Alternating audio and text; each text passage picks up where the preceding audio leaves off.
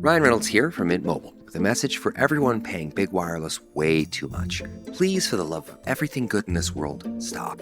With Mint, you can get premium wireless for just $15 a month. Of course, if you enjoy overpaying, no judgments, but that's weird. Okay, one judgment.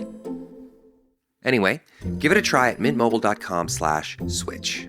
Upfront payment of $45 for 3-month plan, equivalent to $15 per month required. Intro rate first 3 months only, then full price plan options available. Taxes and fees extra. See full terms at mintmobile.com. Member Week is here at Lowe's. Don't miss your chance to get up to 40% off hundreds of items like paint, outdoor and home essentials, and more.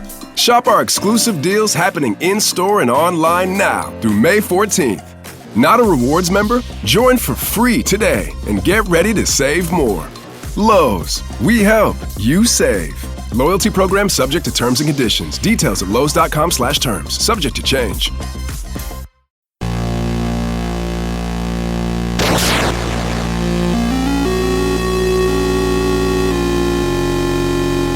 Hello, everyone, and welcome to Blabbin' Bout Batman, the animated series, the podcast that's finny and funny and oh so delish. I'm one of your hosts, the glory-hogging long underwear geek, Bob Mackey, and this is the Talking Simpsons Network's exploration of Batman, the animated series. Who is here with me today, as always? The Caliph of Clowns, Henry Gilbert. And this time around, we're covering the episode, The Laughing Fish. Now, what is everyone in town talking about? Your fish? I told you not to speak! This episode originally aired on January 10th, 1993, and as always, Henry will tell us what happened on this mythical day in real-world history. The latest reports say that the wave of foolish hysteria is moving down 7th Avenue towards the financial district.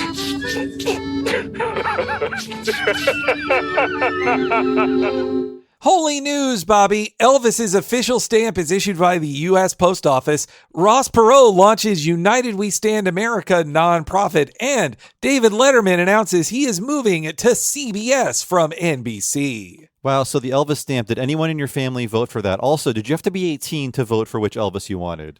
I think, man, I don't recall voting for it. I do remember my mom was very interested in it and excited to vote in it. And she was one of the people who said, who would ever want anything other than young Elvis? Who would want this second stamp? And this was when it was finally released. I believe it was on Elvis's birthday, which maybe isn't exactly January 10th, but it was the week of this episode's airing. I know we got a big sheet of the stamps. I don't think we ever used them because the assumption was these would be worth money someday, and I'm sure they're still in some drawer in my the house I grew up in. I really, there was a time I could have walked down that hallway of stamp collecting, or at least of getting the stamps of things I love. Like, I didn't get the Simpson stamps that Matt Groening drew that were all off model because they were Matt Groening ones. But and same with Elvis. I did buy, the last time I had to buy like forever stamps for like a mass mailing thing, that not intentionally for this episode I referenced this, they were Batman like 80th anniversary stamps. I like when they have fun stamps, and then the Matt Groening ones are great. Now, I do want to report that within a few months, Henry and I will have lived longer than Elvis, and I think we've had an even bigger cultural impact. For sure. Wow, man. Unless we start eating Fool's Gold loaf, which I'm thinking about changing my diet to that. Oh man, at a party I went to the other day, a person made Jell-O shots, a series of them, and one of them was Fool's Gold style Jell-O shots, which were peanut butter, the new peanut butter liqueur that's all around, mixed in with like strawberry Jell-O and I think some other flavoring, and she called them, she called them the Fool's Gold shots, and they were very tasty. I mean, if you want to know how Elvis died, it wasn't just drugs and drinking. It was the fact that he would hollow out a loaf of bread, fill it with peanut butter, jelly, and bacon, and make that into a meal.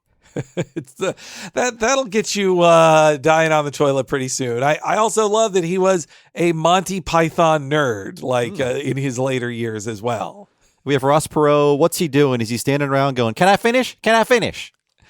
So basically, he disappeared after his loss, but doing very well for a third party candidate in the U.S. And then this was his return after the 92 election. He's starting off in January, right ahead of the inauguration of Bill Clinton, sort of like definitely has called it United We Stand. It was meant to watch out for NAFTA and other stuff like that. And really what it was laying the groundwork for the Reform Party for 1996. Yeah, the era of Slick Willie is beginning, and he is ushering in a golden age of cartoons that will mysteriously end when he leaves office. It was a good time for cartoons under Bill Clinton, though I guess he also with a lot of his trade deals and such, he partially destroyed. The reason Batman, for instance, got fucked over goes back to H.W. Bush and Reagan deregulating TV channels, like Warner being able to own its own TV channel. That fucked up these cartoons. Well, in 1992, one of his campaign promises was to make sure all the layouts were done in America, not overseas. I can get behind that. If the next person wants to bring all the American jobs back, but only in animation, I can get behind that. And David Letterman would move to CBS that fall of 93. And this is a great time for me as someone who was able to stay up late finally as I reached the age of 11. The summer of 93 is when I really got into watching David Letterman, and it was literally the last summer he was on NBC in his 12:30 spot. So I was ready for that, and when the changeover happened, I watched Letterman at 11:30 and Conan at 12:30, staying up way too late, by the way, for someone who was entering the 6th grade. Just like with the Elvis stamps, my mom was also very invested in the Letterman thing and was very mad that Jay Leno took the Tonight Show from him. I mean, I definitely, as an adult, I would have preferred Letterman too. And we watched this news story, but it was a couple of years later when I really started getting into watching late night talk shows like Letterman and Conan a lot. But that was when I saw this press conference that happens dramatized in The Late Shift, which I watched many times on Comedy Central as a kid. Frequently referenced on Podcast Variety. They did a whole episode about it at some point, so check that out. Yes. Yeah, the same man who would later play Herman Munster in a Terrible Monsters movie. Grandpa Munster in a Terrible Monsters movie. He would also play Jay Leno with a big fake chin. He's good at impersonating all the greats. Yeah, Jay Leno, Grandpa Munster. Actually, I should say that as a goof, my wife and I watched the Grumpy Cat Christmas movie from about a decade ago, and he plays an overweight mall cop. And in the movie, someone jokes and calls him Paul Blart. And I say, you can't just let us know what you're ripping off. We're aware. Please try to disguise it in some way. That's like on Saved by the Bell, where a character would just like say an SNL catchphrase. They'd be like, "Oh, we're gonna pump, clap you up," and it's like, "Wait, you can't know. A comedy character can't just say an SNL catchphrase." Yeah, I cannot endorse the Grumpy Cat Christmas movie. R.I.P. Grumpy Cat. But that's what happened on this very 1993 day when this classic episode of Batman the Animated Series first aired. And yes, we're doing something a little different this week. I'm sorry if you pulled your car over to the side of the road. I'm sorry if your family ordered a mental well-being check on you because you have not gone crazy. We are changing things up just for this month for a few reasons. We are giving you an episode of Blabbin' Bout Batman, and I can tell you why. Well, the biggest reason why is we owe everybody an episode. We both did a big move in 2023 that threw off our miniseries schedule, and we dropped the Harley's Holiday episode last year, and this year we're dropping this episode, which completes our promise to you, the listener. Of course, I think we will be returning to Batman the Animated Series here and there, and of course, there is the Cape Crusader series running on Amazon that got renewed, so look for more coverage of that. But so that is reason number one. Reason number two is laziness, but it is self-inflicted overwork, really, that is causing the production of this episode. Throughout the beginning of 2025, we did 3 back-to-back What A Cartoons that were all 3 hours long, covering new subject matters, and we wanted to kind of shift gears and put out an episode that's easier to produce, and we love talking about Batman, and it's been about a year, so that is reason number 2. And reason number 3 is self-promotion, because if you're on the free feed, you might not know about this miniseries, and if you're interested, there are 23 more episodes just like this one at patreon.com/TalkingSimpsons at the $5 level. So there, I have stated my case, and I encourage you to keep listening. It's going to be a fun one. There's so many great Blabbin' About Batman episodes we do on the Patreon that are just sitting right there. And, the Batman, the animated series goes back to the very beginning of What a Cartoon. It was the first What a Cartoon episode we released was our Heart of Ice episode on Batman, the animated series all those years ago. That's right. And I think something that also kind of put this series on the back burner is that everyone keeps dying. When we launched the new season, Kevin Conroy immediately died, then Arlene Sorkin died, and we needed time to mourn and time to step away. So every reaction wasn't going to be, oh, that reading was so good, too bad he's no longer with us. We're laying a single rose on the audio file. I don't, I am getting a little tired of making statements. I should have realized a few episodes ago on Talking Simpsons, I referenced Gene Hackman, and I should have known, no more specific names of celebrities over the age of 80 for no reason. We are blameless. If you're over the age of 90 and we reference you, that is Father Time. He is not a listener to our podcast, by the way. Yes, we've got out of that zone, especially we used to have a whole jingle for it, but as we age and the people we talk about age, it's not as shocking that it used to be shocking, like this person died in their 50s, but now we've been doing these podcasts so long as they are nearing their 70s, and it's not as surprising. Yeah, we retired the jingle when we turned 40, I think, or right before that. We were realizing, our mortality isn't funny. Well, that's no good. But yes, next month in June, regular episode of What a Cartoon. This month, we are doing this instead, and I think you're going to really enjoy it, especially if you are new to this miniseries. And I think in the past, we have dropped in a few of these into the free feed as a bonus, but the vast catalog of them, that's all available at patreon.com/TalkingSimpsons, along with the other 200 miniseries episodes. So please check those out. And this is another in our wheelhouse of this. It's a Paul Dini written episode about the Joker, and Harley is those are a lot of our favorites. I can't deny it. We love these ones. It's a Dini Bruce Timm duo, which resulted in some of the best episodes. And I don't need to tell you who they are. We've covered them in great detail throughout the history of both all of our podcasts and especially Batman the Animated Series podcast, because Paul Dini and Bruce Timm come up a lot in many of the things we cover.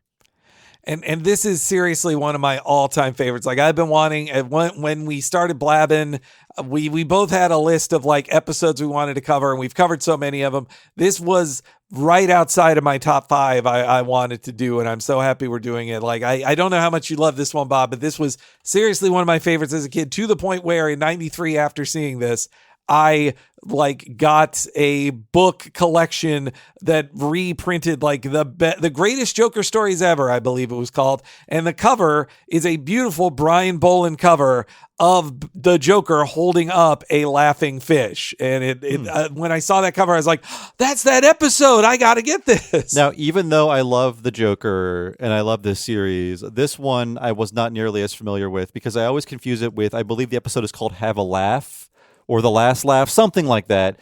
It's a badly animated ACOM episode that is just kind of rough. I guess the most memorable part of it is that there's a giant clown that is also a robot, just so they can hit him with a giant wrench. You killed Captain Clown. The Captain Clown's there because they hadn't yet discovered Harley, unfortunately. So it's a Harley-free Joker episode that's about stinky trash poisoning everybody. Yeah, it's the lesser Joker gas episode. So yeah, that is the episode is The Last Laugh. That's what it's called. Okay, thanks. And yes, it is pre-Harley, so something does feel missing. And it is production number 4. Oh, well, there you go. So very early. It might even be the second Joker one that they ever made. Man, I wonder if it was a recorded with Tim Curry one where they had to replace his audio. I would not be surprised that early in the production. But this one is when I looked at the wiki page, it's both late in production and late in airing. For it to be a January episode, though that also shows you the Batman came in hot. A lot of times, say on a Disney production around the same time, like Goof Troop, I think pretty much all were ready, and it's just all 65 are just done in a 13-week period with no break in between. But Batman, they kind of were a little more gradual, didn't just burn them all off. Yeah, the studio is doing a lot, in case you don't remember. So Tiny Toons is winding down as Batman starts. As Batman starts, they are getting off the ground with Animaniacs. So Tom Ruger is wearing 3 different hats. Yeah, and he was like supposed to be the main story editor of this show, and then the improvement of the show, though Tom Ruger's story ran some of my favorites, like the Grey Ghost episode. That was his idea, but when Paul Dini teams up with Alan Burnett as like the head writer on the second half of this, second half-ish, it is a big improvement. And like Paul Dini is like the best writer of Batman the Animated Series. Yeah, I think he just had to gravitate towards the show with the Steven Spielberg Presents in the title, Tom Ruger. Yeah, he's doing, I just saw a great Paul Dini post today on Twitter where somebody posted a fan art of Harley Quinn meets Freakazoid and saying like crossovers that should have happened. And then Paul Dini quote tweeted it with like, yeah, I wish like that they really wanted that to happen. Freakazoid was we did a whole Freakazoid episode. You can listen to it. It was supposed to be a Bruce Timm, Paul Dini show. We did too. That's right. Wow. So check the What If cartoon feed for that. So a few preamble notes about this episode. So this cartoon is actually an adaptation of a Batman comic, actually two comics. So it adapts Detective Comics number 475 and 476, which were published in February and April of 1978. And the stories are titled The Laughing Fish and Sign of the Joker. And this episode really does a great job of just extracting the Joker material and really refining it, making it more appropriate for a children's cartoon that airs on in the afternoon, but also eliminating all of the other stuff around it in those comics. And I read the comics this morning. A lot of the material surrounding the Joker story are the serialized soap opera storytellings of this woman named like Silver St. Clair. Yes. Who is this? Oh. And Hugo Strange. All these little plot threads of comics I have not read. So I'm like, why is this here? But I understand you'd be reading these back to back to back, and the Joker story was just one element of the serialization. Oh, yeah. Like, so the 70s for Batman are such an interesting time, and that's the comics that Paul Dini and Bruce Timm grew up with. But a short version is that Batman writers were trying to really buck the trend of, oh, this is the Adam West thing. This is silly and Silver Age. So they're trying to grow up Batman, have him have sexy adventures and be a cool, and also Joker murders people again. And this run was about a year-ish long in Detective Comics. It's fans call it the Strange Apparitions arc, and it's where they gave him a new girlfriend, Silver, but they gave her a big deal in the comics. Like she's kind of honestly a little like Vicky Vale. Like I felt like they used Vicky Vale in the movie to not have to pay Steve Englehart, the writer of it, money for the character. But Steve Englehart wrote it. Marshall Rogers was the main artist on it, and Terry Austin, one of the greatest inkers of all time, was an inker on it too. And yeah, Strange Apparitions, beloved. Though I will say too, Bob, I think that this episode shows that Paul Dini, I've read great comics that then got turned into a DC Animated Universe episode that became slightly lesser, even though they were still good. This is an improvement. The comics are good. This took the great idea from the comics and made it into a great episode of a cartoon. Yeah, I think there's just more focus, and the plot threads link up a lot better because they don't have to bother with other stories happening at the same time. The Joker fish stuff is really just at the beginning and the very end.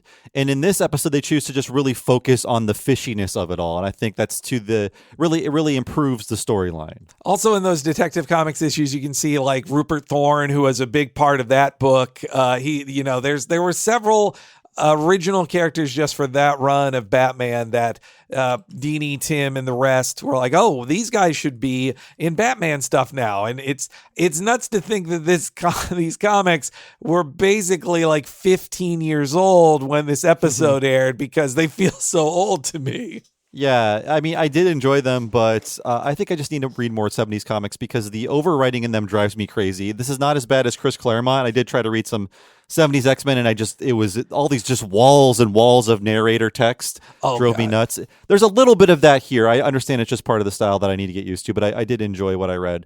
But the two-part story we talked about, written by Steve Englehart, he's the creator of Rupert Thorne, pencils by Marshall Rogers, and inks by Terry Austin. And apparently this episode works in a third comic, The Joker's Five-Way Revenge, published in 1973's Batman number 251, and was written by Dennis O'Neil, a guy we have talked about on this series because some of his comics were adapted for this series. Yeah, no, and Neil Adams is the artist on it, and he's like one of the best a beloved Batman artist, and both are no longer with us. I think Joker's Five-Way Revenge is in Batman mythos, it is a huge comic because it was the first story the Joker had murdered anybody in decades. Joker's original appearance in 1940, he is a guy who murders people. He's an evil clown who's a murderer. Then in the comics for a while, he was a goofy clown who would sometimes battle Jerry Lewis in comics even. And so this was a comic where Joker had been on ice for a little bit. He comes back as a character, and the story is the Joker murders 5 guys who turned on him. And so it's just like the Joker murders a bunch of guys. He has corpses piled up, and then it ends in a big fight at an aquarium. And I can see why, if you were a Batman nerd, you growing up like Tim and Deanie, you would love the Joker's Five-Way Revenge. So you maybe see that we can't do a story where the Joker murders 5 people as an episode of the show. So let's just take that ending at an aquarium and attach it to Laughing Fish. It totally makes sense, fish to fish. It's the perfect match, and honestly, I feel like the final confrontation with the Joker, not nearly as impactful in the comic because you're just on top of a building, and that's it. Yeah. The ending in the Laughing Fish comic is kind of lame. The Joker just sort of gives himself up, and it totally reads like a comic written on deadline where they're like, wait, we need 3 more pages of these subplots to end the comic. So we have to just have Joker show up.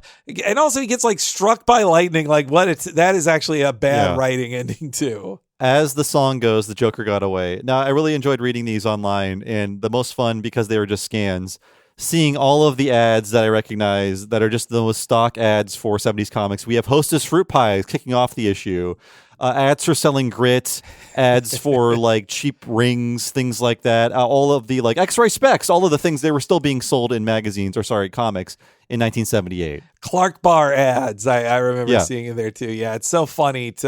I'm glad that illegal scans page of comics did bother with scans from old books instead of the recoloring. That's something too. DC and Marvel are both guilty of this with reprints, that they recolor them too much, or this is getting into the comic weeds here, but colors on pages in the proofs were done because of how they would look on yellow newsprint that would be published. And sometimes color correctors in reprints forget that. And they're like, oh, this should be the color on white. But it completely changes the color tone and loses what the original colorist was going for. Yeah, the color choices feel just part of the vibe of those comics. And I found that 2003 Bruce Timm mega long interview on his career. I did find a tiny bit of him talking about this episode, and him saying the ending, since you mentioned it now, of bringing in the Five-Way Revenge, that was something that Paul, in his own twisted little brain, had somehow figured out the fish connection between the 2 comic book stories and had melded them together, and it was seamless. And he continued, I swiped Neil Adams' stuff directly for the shark sequence. So he's honest. Yeah, and these folks get credit in the end credits, although honestly, up front, they probably should have gotten credit in the main titles. I think they got better with that in later ones. I think for instance, in the Justice League episode when they adapted one of my all-time favorite Alan Moore comics for The Man Who Has Everything, I think they were the Al Moore and Dave Gibbons comic. I think they were a little more upfront in crediting them at the start instead of burying it in the credits while probably an ad for the next cartoon talks over it. But this is one of the few episodes of Batman the Animated Series to receive a primetime airing. In fact, this debuted in primetime. So this kicked off Fox's Sunday night lineup on January 10th, 1993 at 7 p.m. And no, The Simpsons were not on because they were on Thursdays at this point. So they tried this out in primetime a few times. We talked about that in the past, and it was a real treat because as a lover of this show for the past 4 months, I thought wow, this show is for adults because it's on, when the sun goes down.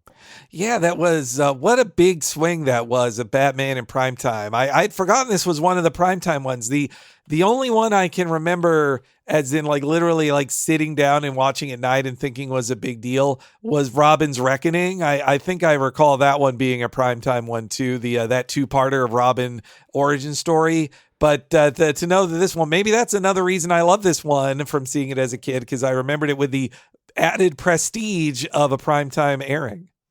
Yeah, just doing a brief search on the Wikipedia page for all the episodes, I'm seeing that 14 of them had primetime airings, and it was all from fall of 92 to kind of spring of 93. They were trying that out. Can we build this action show into a primetime lineup? I guess it was a failed experiment, but it was giving this show a lot of prestige and making people think more about it than it was just a way to sell toys and Happy Meals and things like that. Yeah, a worthy attempt at it. It was a little still too early for grown-up animation to be treated of a superhero variety to be treated that way. But yeah, this was a good pick of the ones that they would try it with in primetime.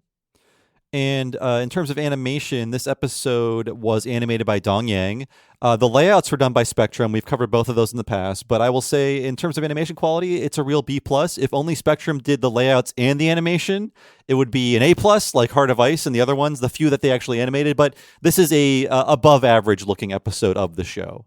Yeah. I think the Spectrum layout bumped it up and gave Don Yang the right guidelines of how to animate this. Dong Yang does fine, but they're not Spectrum. But also maybe since this is late in season 1, perhaps Spectrum signed on to do the whole thing, and then they got Mask of the Phantasm, and that was so demanding that they couldn't do the whole episode, so they just gave the layouts over to Dong Yang as a side team. I'm just guessing at that. It's a possibility. This is like production 34 out of 65, so perhaps they were being recruited for the movie at that point. That could be a big factor. The movie would be later. It would be December of 93 or November of 93. And I read from that same 2003 interview that Bruce Timm said that I think I mentioned this before in another one, but he mentioned how he didn't sign on to direct any episodes in his original deal, and it was just a production thing of them saying like, hey, budget-wise, we can't hire 8 extra.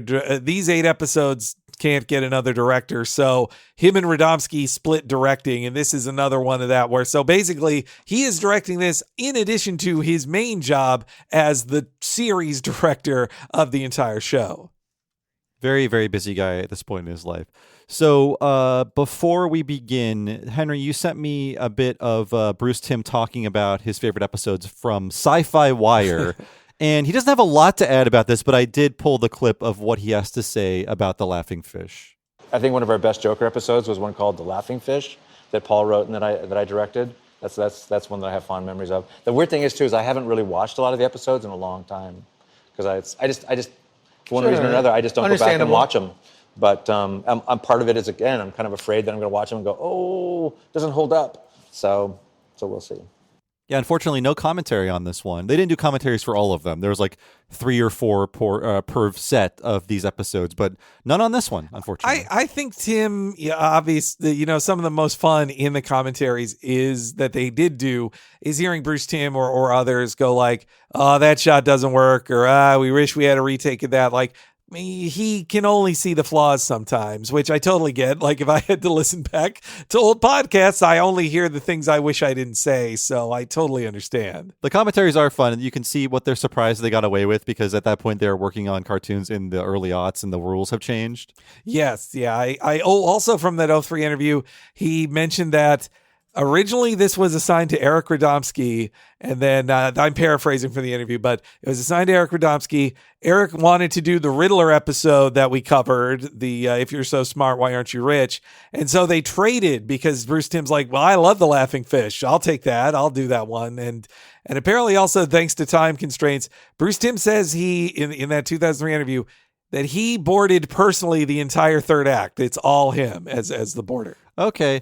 There are some Bruce Timmey drawings in the third act. Most notably, when the Joker puts the giant fish head on Harley, her expression inside reads like a Bruce Timm drawing to me. Totally. It looks like Bruce Timm, like in a shorthand, quick drawing, and they didn't embellish it much. It's just, those flat eyes in the dark reacting to the Joker, like that looks like something he drew very quickly, but wonderfully. It's perfect Bruce Timm, yes. So we can talk about the episode now. It's always great to go back to these because normally we cover things like Futurama, King of the Hill as miniseries, and they're just so fast-paced dialogue, firing back and forth. The first scene with dialogue between two characters, the first real scene, is about 3 minutes in. And it's mostly just like utterances and silence. And I love settling into that and thinking like this was so unusual then. And it's even more unusual now to just kind of sit with the vibes and let them creep in because in a very weird move for this series, there is no title card up front. We are just met with a scene of a sign swinging in a rainstorm with a smiling fish on it.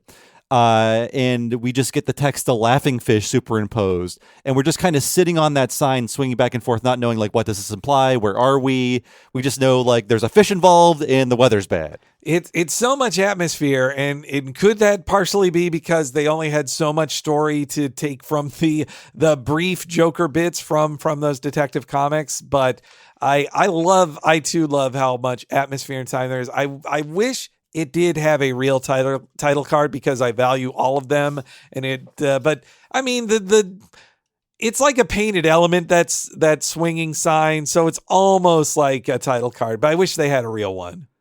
Yeah, and maybe more speculation. I'm guessing this was a choice, and that very well could have been a choice. But because this is so unusual, it feels like Bruce Timm is directing.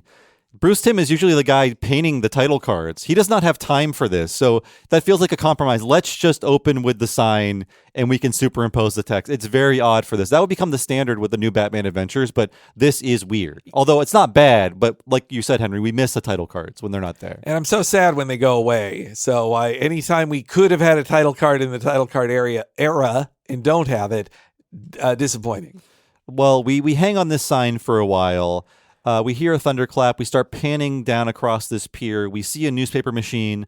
The newspaper inside says Joker still at large. So we know, well, this is a Joker episode. If the word laughing didn't let you know, you're about to see the Joker. We go past this very long pan. We see this pier where this big boat is docked. And this is all a 40-second shot with no cuts, by the way. Very unusual for animation because in this era, when you make a mistake in a long shot like this, the entire thing needs to be reshot. And the longer a shot goes on, the more likely it is to have a mistake, thanks to how complicated animation is. So another daring choice they made, not just a long shot with silence, but a shot this long with no cuts. And no offense to Don Yang, but it's a big, it is trusting them, a B studio, to pull it off. I wonder if it took a couple retakes or did they pull it off on the first try? It's true that some things change as we get older. But if you're a woman over 40 and you're dealing with insomnia, brain fog, moodiness, and weight gain, you don't have to accept it as just another part of aging. And with MIDI Health, you can get help and stop pushing through it alone. The experts at MIDI understand that all these symptoms can be connected to the hormonal changes that happen around menopause. And MIDI can help you feel more like yourself again. Many healthcare providers aren't trained to treat or even recognize menopause symptoms. MIDI clinicians are menopause experts. They're dedicated to providing safe, effective, FDA-approved solutions for dozens of hormonal symptoms, not just hot flashes. Most importantly, they're covered by insurance. 91% of MIDI patients get relief from symptoms within just 2 months. You deserve to feel great. Book your virtual visit today at joinmidi.com. That's joinmidi.com. Hi, I'm Chris Gethard, and I'm very excited to tell you about Beautiful Anonymous, a podcast where I talk to random people on the phone. I tweet out a phone number, thousands of people try to call. You talk to one of them, they stay anonymous. I can't hang up. That's all the rules. I never know what's going to happen. We get serious ones. I've talked with meth dealers on their way to prison. I've talked to people who survived mass shootings. Crazy funny ones. I talked to a guy with a goose laugh, somebody who dresses up as a pirate on the weekends. I never know what's going to happen. It's a great show. Subscribe today, Beautiful Anonymous. And finally, we push it on this boat. We fade to a scene that brings us closer, and we see this crane remove a net full of fish from the boat. It drops it on the dock in front of these 3 longshoremen. One of the men raises his lantern to look at the haul. Everyone is disgusted because all the fish have the Joker's face. And this is right out of the comic, the discovery of the fish. And one of the men says, "Call the police." And Batman is watching all of this from a nearby building. Yeah, let's say it was on a routine search. He happens to just come upon these guys who pull it out. I mean, this already is better than the original comic, because in the original comic, like, Batman has a conversation with one of these longshoremen, but this cuts that. It's just like, look, you see Batman looking at him. You don't need to hear the dialogue to explain how he has a fish later to do tests on it. Yeah, I just love how economical this is. We don't need a scene to slow things down. We just hear Batman go, "He's made his move." And then we just go to the classic spinning newspaper, which lets you know all you need to know. Bizarre Joker fish terrify waterfronts. And then we stick on the paper long as we push in on the subheader, and it says, "Another mad plot?" I love everybody's reporting on the Joker already. And yeah, these fish are, it's such a great start of, like, they discover a Joker fish. What does this mean? Like, that is...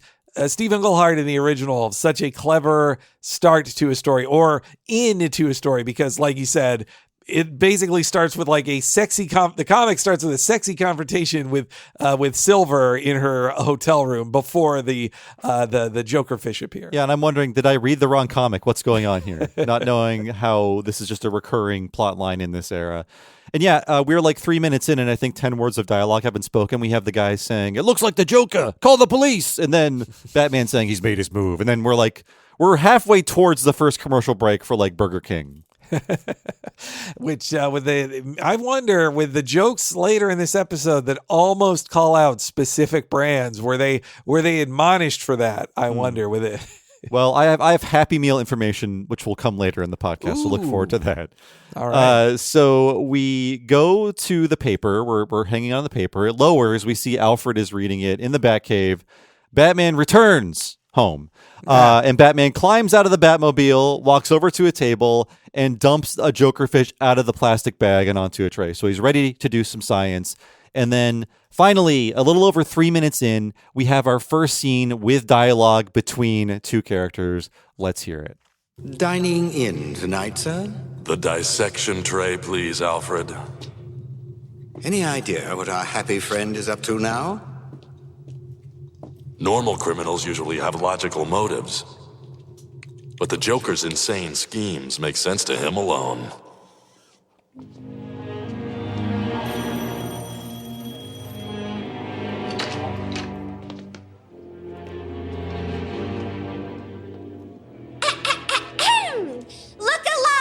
Slaves, presenting that Caliph of Clowns, that mogul of Mounty Banks, the one and only Joker!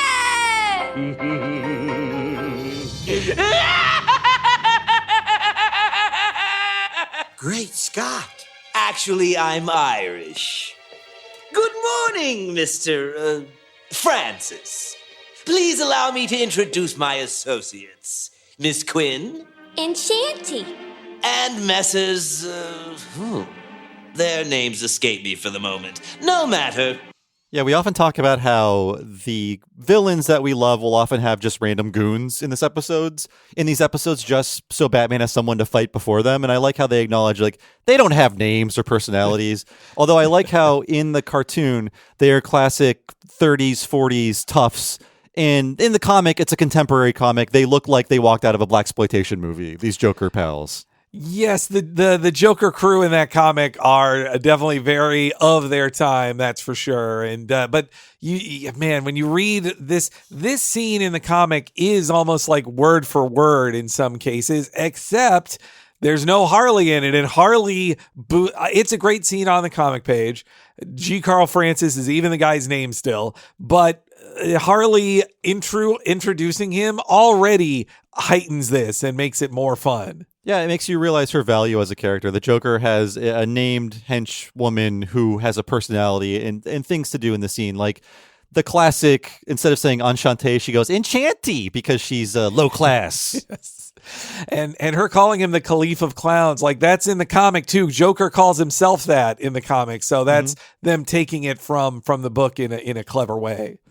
I do like this episode, but all of the whole fish is gross commentary strikes me as a real boomer kind of deal to me because I've never found fish gross. But I guess fish are the one animal where before you eat them, you can see the entire body. And I think people are turned off by that. Like when you see chicken in the store, you see random parts. When you see beef in the store, it's sealed into a bag. When you get a fish, the head can still be attached, or you can still kind of tell what it used to be when it was alive. So I think that is the element that people are grossed out by. Yeah, I mean, comparatively of American culture to say, like a lot of Asian cultures, keeping the head on is seen as, crazy or wrong or gross. And that's fish. And same with, it's why there's jokes in The Simpsons of, the ducks are hanging from the store window in Chinatown, but their heads are still on, that kind of thing. Or no, wait, it was rabbits. Yeah, upside down and inside out.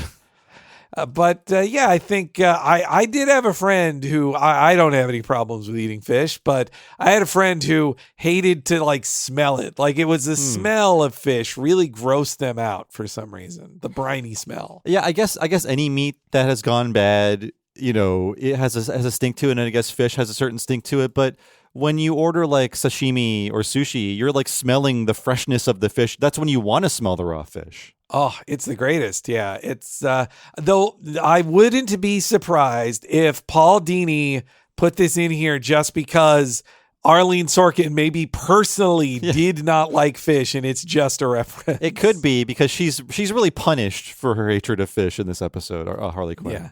Yeah. And so, we go to the Office of Copyrights, Gotham City Edition. Batman starts working on the fish with a scalpel off screen. Alfred's a little grossed out. We meet Mr. Francis. He is played by George Zunza, or Zunza. I forget how you say that, but he played the ventriloquist and Scarface later in the show. So he's good at playing a little nebbishy man and also a tough puppet gangster at the same time. I do like his voice. Yeah, you did a great bio on him when we covered the ventriloquist episode earlier in the podcast, in the show. But yeah, it's like this now feels like his audition for the ventriloquist. Like he's playing, this guy isn't that different from the ventriloquist in his mousy nerdiness, even his design a little bit. Though also it's funny, he'd go on, he was Perry White in all of the, in the Superman cartoon too. Playing with a much gruffer voice, right? Yeah, because he, if you watch the early seasons of Law and Order, or also another of my favorite of his movies, Crimson Tide, where he is like the assistant to Gene Hackman's character in it. He's a big dude, like he is he's still with us, but a larger character actor. And yeah, you're right. The voice is very similar to the ventriloquist, but it's the perfect like little nebbishy little guy voice. So the Joker is getting in his face. He tells him, "We gentlemen of business have arrangements to discuss." This is when he puts the Joker fish on the desk. The Joker tells Francis, "This has all been worked out in advance, and you're the last tiny cog in my grand design." So he's pointing out, you are a worthless pencil pusher, but I still need you to sign off on this because the best kind of organized crime is copyright law.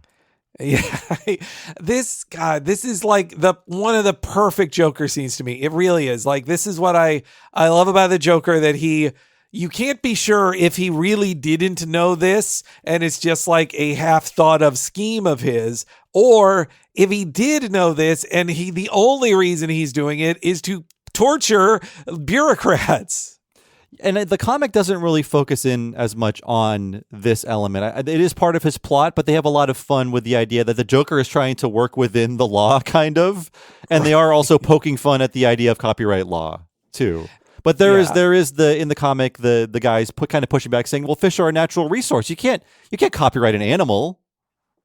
I also like that an improvement or a change in the comic, Joker just slaps him across the face just, for talking. In this one, he slaps him with the fish, which is cartoonier, but it's still violence. It's still violence. Yeah, and it feels like a concession to censors. The Joker can't punch him in the face or hit him in the face, but hey, if it's a fish, Babs and Buster are hitting people with fish all the time on Tiny Toon, so we can do that. And also Harley being there makes such an improvement on the comic, because her doing a cartoony spray of perfume on him after he gets slapped with the fish because she doesn't like the smell of fish, it totally works as a joke and not as a plot element that matters to later in the episode. Yeah, I completely forgot that is not just an old gag that will allow Batman to figure out what the toxin actually does later in the episode. So yes, Francis gets slapped with the fish, Harley spritzes him, and now we can hear the Joker describe his scheme in our next clip. As I was saying, since every fish in Gotham now bears my famous and frankly fabulous face, I should be getting a profit from every fish product sold. Let's say a nickel per fish sandwich, 50 cents for sardines, millions of dollars a day to finance my happily hedonistic lifestyle. So, which of your tedious copyright forms do I fill out first? You may speak now. No one can copyright fish. They're a natural resource. But they share my unique face. Colonel What's-His-Name has chickens, and they don't even have mustaches. I can't help it. It's the law. Oh, trying to cheat the Joker, are you? Well, we'll see who has the last laugh. You have until midnight to change your mind, Francis, or you'll be the poorest fish of all.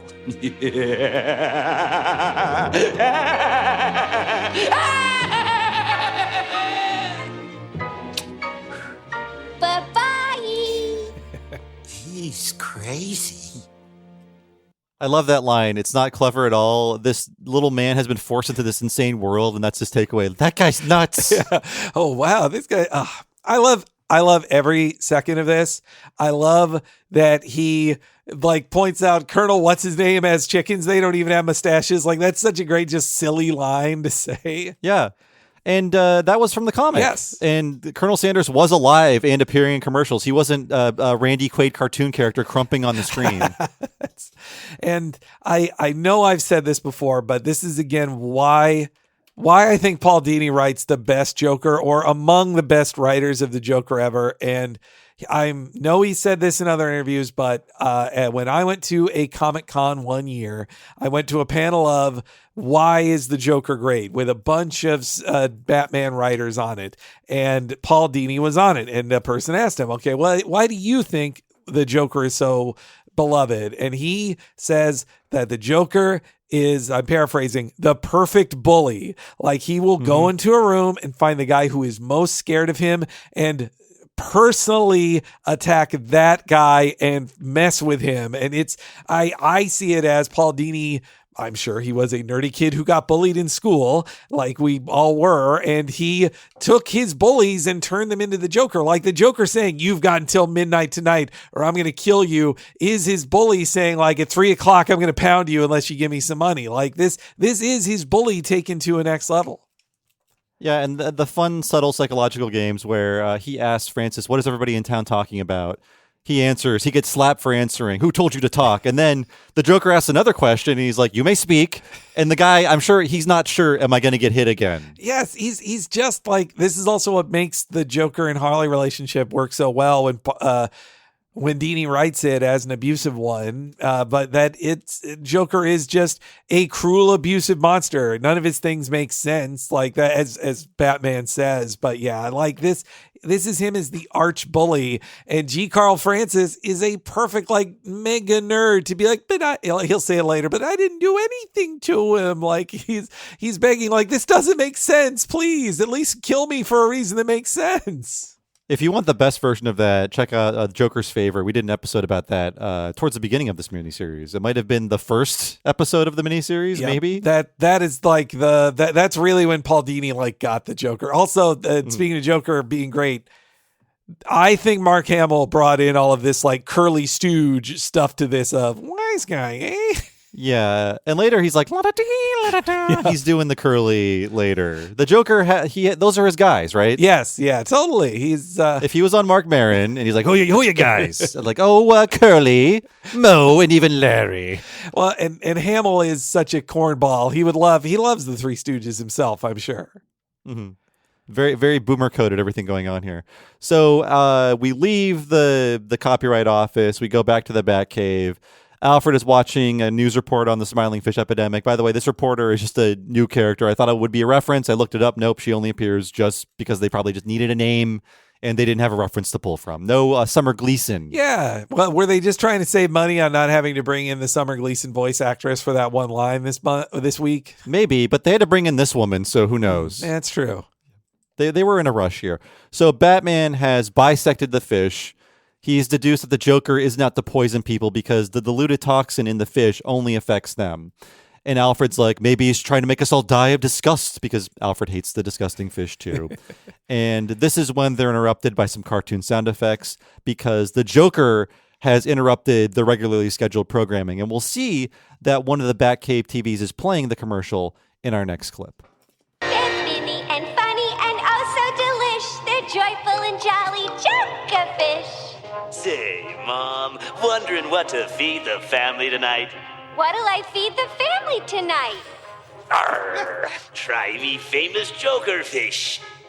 They're smiling smelt, giggling grouper, and happy haddock. This could cause a stampede to pork. Yummy, yum, yum. Eat it. Mr. J, I have this little problem with fish. Yummy, yum, yum. Yes, friends, that's Joker fish. Tasty, tempting, and of course, Naturally low in cholesterol. coming to your local store just as soon as that nasty old Mr. G. Carl Francis decides to give me my legal cut of the profits. And even though the Joker communicates via television in the comic, they do not make room for this long commercial parody, which I really love. Yes, this commercial parody is perfect. It lets Sorkin and Hamill have a lot of fun. It feels like they recorded together, the natural chemistry here. I just love, Sorkin, the way she knows to go up, Joker fish, like the up on the Joker fish. Like, it's a great jingle. It's just a great jingle, too. I love the jingle. I love that the goons are dressed up as 50s children, and Yes. one of them is in pigtails and a dress. One of them is in what I call the little stinker outfit. Yes, yeah. And Mr. J is dressed like the Gorton's fisherman. Yeah. Even though he's dressed like the Gorton's fisherman, he's doing a Lucky Charms commercial reading. The sort of like purple hearts, green clovers, yellow You're moons. right. He's sort of doing that with this. God, you're right. I missed that bit. That's a great extra layer to it, man. And then like the Joker can have so many facets to him. He does this entire like sketch just for the Gotham people, and then cuts it off with like, and I'm gonna murder this guy if he doesn't, like, he lets everybody know I'm gonna kill this guy if you don't do what I say. Yeah, he's got to be committing other crimes just to film this commercial. Where we should have panned over to see the entire TV production staff tied up with gags in their mouths or something like that. Or just fully Joker gassed at this point. But Yeah. it's and again from the comic, this threatening to kill a guy by midnight on TV, in the comic it was meant to be an even farther back reference to the first Joker comic, 1940s Batman #1, where he threatens to kill a guy by midnight and Batman's like, how do I stop this? And I guess spoilers for the comic maybe, but the two men that the Joker threatens in this cartoon, they are killed by him. Batman does not have his bat serum on hand to dose them with it immediately after they're infected. Yes, the G. Carl Francis of the cartoon universe is very lucky that he lives in a standards practices world that won't let him die. Mm-hmm. So we cut to another location. We will later find out this is Mr. Francis's apartment. And we see that Bullock and Gordon are there. They're watching this ad on TV. Bullock is pissed off. He's like, change the channel, but it's on every channel. The Joker somehow is using his powers to make this air on every channel in Gotham.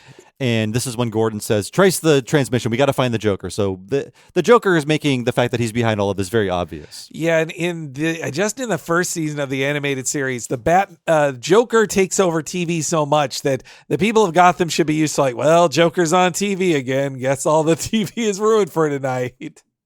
Yeah, I mean, the Joker's lucky that nobody has cable. They have just the 3 stations in Gotham, so it's very easy to take over all of those. And it even extended all the way into the Justice League show. Like, the big Joker episode is Joker takes over the television, and basically you're watching the Joker's TV show of him showing you how he's trying to kill the whole Justice League.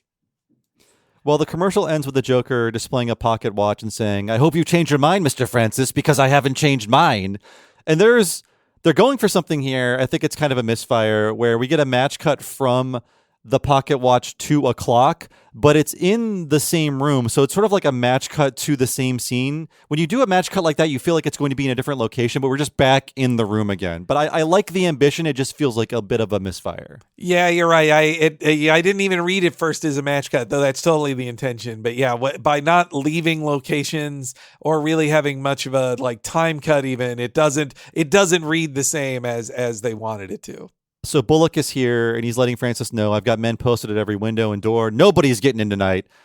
Batman immediately proves him wrong by emerging from the shadows. He's wearing a police officer's uniform over the bat suit. And I bet he was just like sweating his ass off, waiting for something ironic to be said so he could reveal himself. Just like, come on, say something. Say that nobody can get in. I'm dying.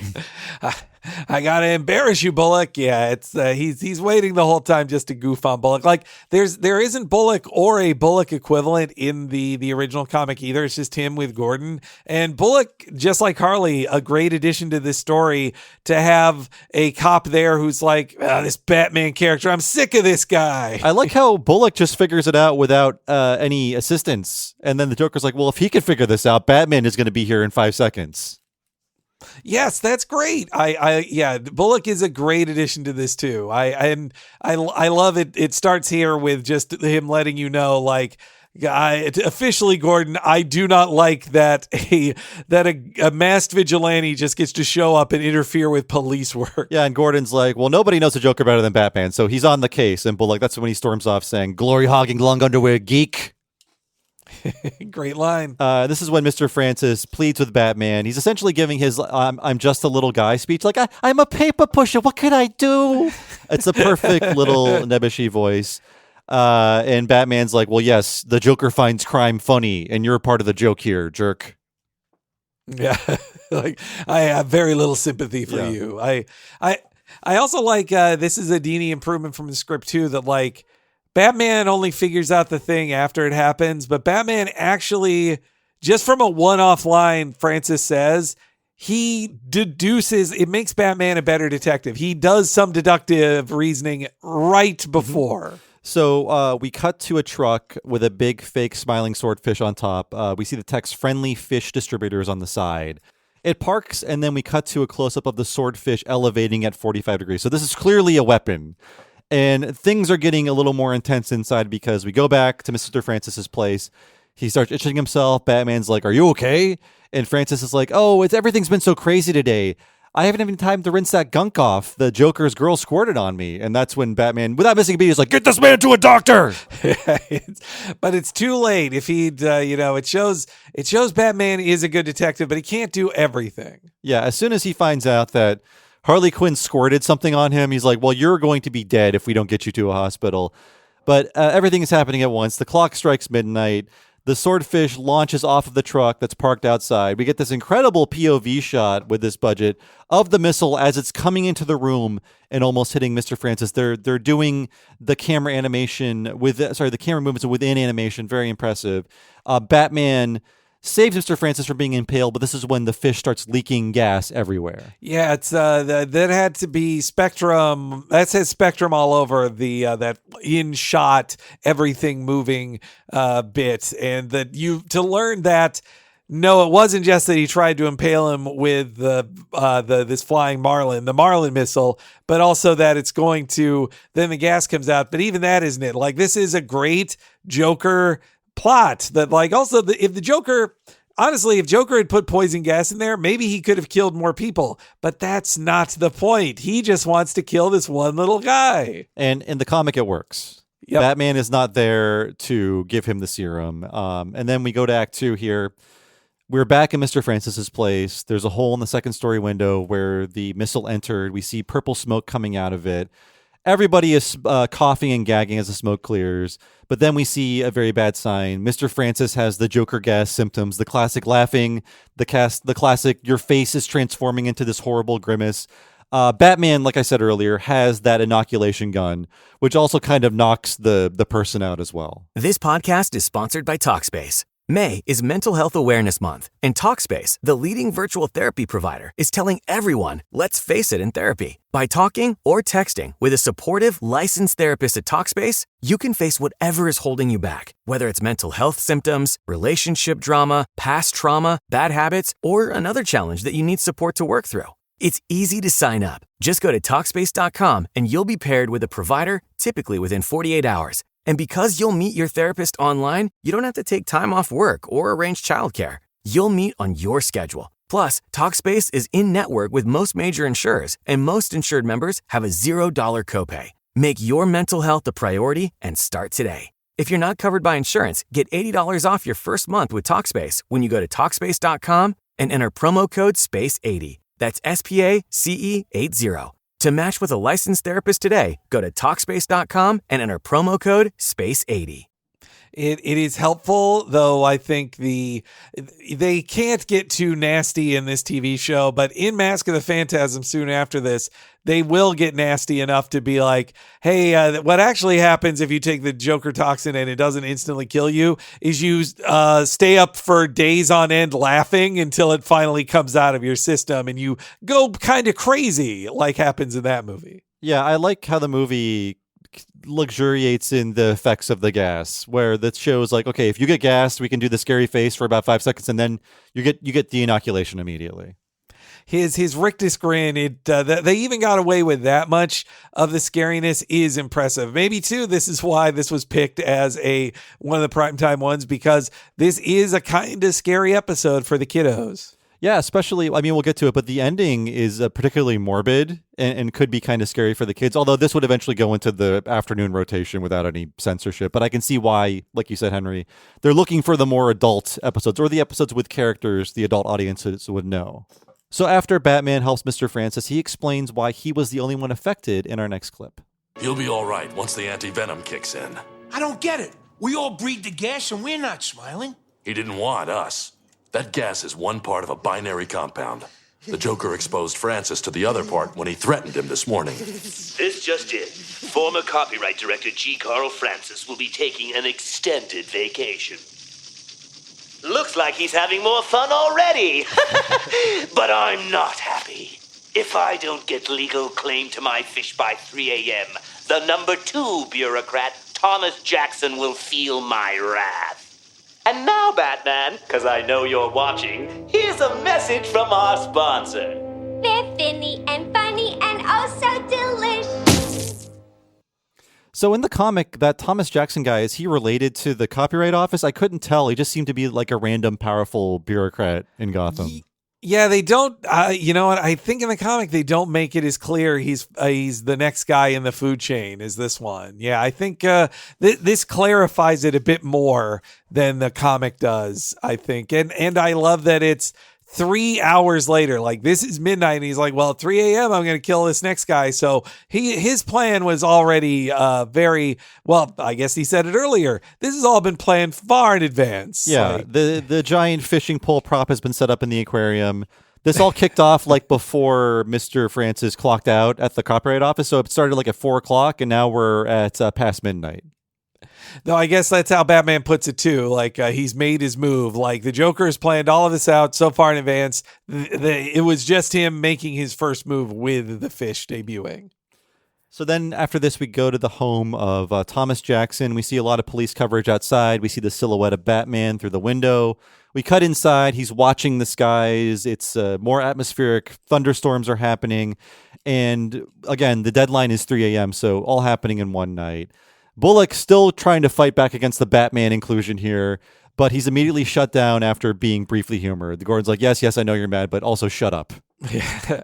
I like seeing a Felix clock anytime they do it, the moving cattail one. My mom loves those clocks. I have bought her 2 as a gift. I got her one that has interchangeable bow ties. So if you feel like, oh, you know what, red's getting predictable, let's go to blue. That kind of thing. You know, obviously made to cash in on the Felix phenomenon, but officially not related to Felix, although they are an LLC, and you can go to their website and order the actual clock. I'm sure there are a lot of knockoffs. Oh, nice.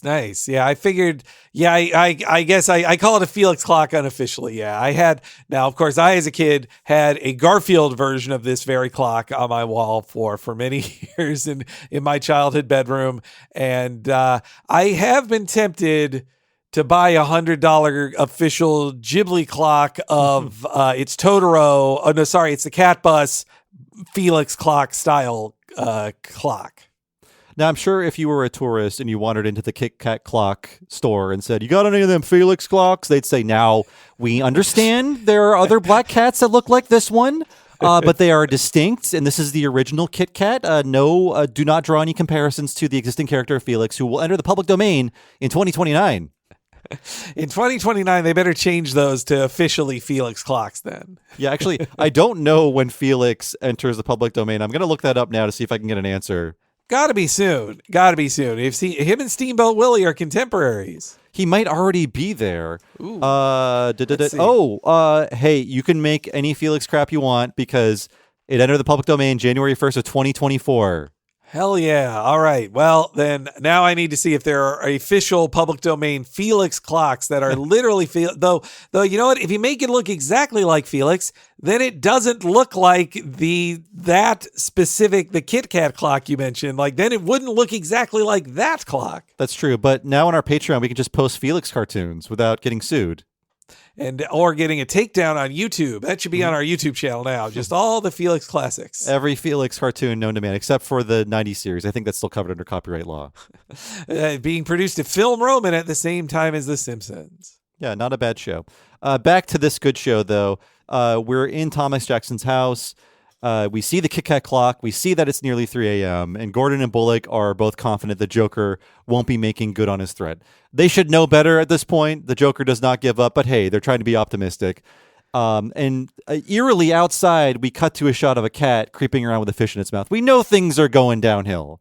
We know even if the Joker is not here, something is happening. I do feel like those cops are bad at their jobs letting that cat walk in. Like somebody should. I mean, look, hey, I'm not a cop, but thankfully, though, I feel like you would look down at your feet while you're on guard and catch a cat. But you know what? Cops are dumb. Maybe not. Easily distracted. So suddenly they hear a sound. They go for their guns, but this is not the Joker. It's just Mr. Jackson's cat coming through the pet door with a fish. But it's a Joker fish. Gasp. And I can sense there's some censor notes because Bullock and Gordon go for their guns inside their jackets, but I think they're not allowed to draw their gun on a cat. Even if later in the episode, Bullock is walking around holding a realistic revolver, pointing it around. Yeah, you're right. That's why that's why they can't pull it out on the animal. That would definitely be an S&P note. I also love in the layout of this that the reveal is going to be Batman and the victim have swapped places. But when the guy says, "Oh, it's just my cat," Batman and the guy are in the same shot, and the guy's head is turned, but his mouth is covered by his chair. So you just infer that the guy is talking, saying that, but it's him saying it as Batman, but you can't see Batman's mouth either. I wish we would have gotten a scene where they had to talk this guy into wearing a Batman costume. Well, when they show the guy, he's like, well, this is like a fat guy in a bat. Like the Batman's body doesn't look right once that you see him out of the shadows. Yeah, at first I forgot how this went. I was like, oh, the Joker-fied cats instinctively attack Batman. But then when you get the Joker-fied Batman, his face looks different. It looks like a very Bruce Timm drawing. I know he did Act 3 storyboards, but this like the drawing of the laughing fat Batman looks like a Timm drawing. Oh yeah, I mean he said he did the entire storyboards of Act 3. I would bet he still is like. There's multiple big names on the storyboards in the credits, like Glenn Murakami, the usual, Dan Reba, major guys who worked on animated series. But I'm sure in the first 2 acts, there's still a lot of like when Joker points at the camera, or when he's like shouting into the camera, and there's all those extra lines on his face. Those also really look like Bruce Timm drawings to me too. Yeah, I could totally see that. And this was in the comic as well, this plot where Batman dresses up as the powerful bureaucrat. The bureaucrat dresses up as him. That's correct, right? I just read this before the recording. Okay. And there's a lot of things happening in these comics. But this just reveals that the cat is going after its owner. And thankfully, in the cartoon, Mr. Jackson is cured by Batman, and Batman also cures the cats. He is dosing 3 people in one night, thanks to the standards of 90s cartoons for kids. Now I can't remember if in the comic the cat gets undone or not, but that poor Joker-fied cat, even though Batman saves the cat, literally, I do wonder, like, how can that cat be okay after being, like, Joker-fied? Yeah, I don't think in the comic there's any care about the cat. The cat is just the thing that attacks somebody to Joker-fy them, and then it's kind of out of the frame afterwards. Yeah, I mean, in the 70s, they didn't care so much for, like, oh, you kill an animal, that just makes the guy a bad guy. Like, I just, at a party I went to recently, we were talking, somebody was saying, like, oh, you should watch that WandaVision show. It's a good show. And then the person said, like, they literally did, when they learned that in the WandaVision show a dog is killed, that they just simply refuse to watch it, which is, I'm not making a judgment on that, but it's just like, that's how much people take animal death in seriously. I am, even though I don't like to see it. I'm going to say live in bird world for a minute. When every bird that appears in fiction dies horribly and it's a joke. Yes, yeah. I'd love to live in dog world where everyone's like, we can't hurt the dog. Oh no. I know I like that in WandaVision. The killing of a dog in it actually matters a lot and is an important like moment in the show. But I understand if you don't want to watch like there's things I don't want to see in movies either. I'm not saying like toughen up Snowflake. Yeah. It's not my thing. But in that case, I think I said to the person, well, WandaVision still is really good. It's not that bad. It's not like they like behead a dog on screen or it's like, look at this bloody corpse of a dog and they shove it into the camera. Like they don't do that. Yeah, I mean, in that case, if you really want to watch it, just have someone know where that scene is and fast forward or something. I don't know. Yeah. Unless they're against the principle of killing pets in fiction. I don't know how to help you there. Yes, I can't. The person just said once they learned that a dog dies in it, a pet dog dies in it, that they didn't want to see it. Which, hey, again, that's fine. It's cool, but it's a good show. But here, this cat totally is okay. It went on to live a normal life after being de-Joker-fied. Yeah, and so did Mr. Jackson, presumably. But let's hear what Batman's plan is in our next clip. Even drugged, the cat went straight for its master.